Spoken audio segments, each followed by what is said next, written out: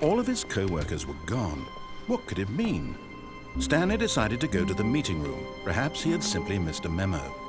No matter how hard Stanley looked, he couldn't find a trace of his co-workers. At first, Stanley assumed he'd broken the map, until he heard this narration and realized it was part of the game's design all along. He then praised the game for its insightful and witty commentary into the nature of video game structure and its examination of structural narrative tropes. So, now that you're here, what do you think? Isn't this a fun and unique place to be? Why don't we take a minute just to drink it all in? Okay, I'm over it now. What do you think? Are you sick of this gag yet? Well, I don't know how to say this politely, but you could literally just hit escape and restart the game any old time you want, like right now.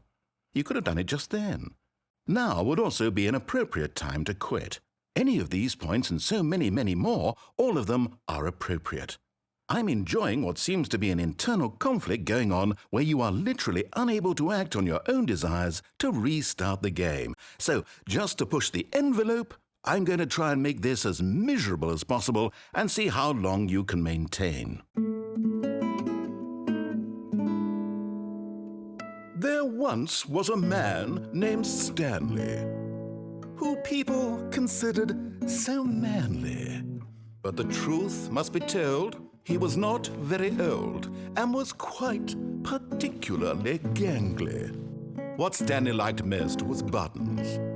He pushed them like some kind of glutton. He did it all day in a meaningful way, but his brain had long ceased to function. Which is why he is in this parable and lives an existence quite terrible. And if you are not strong and keep playing along, you too will become quite unbearable. Yes. You too will become quite unbearable.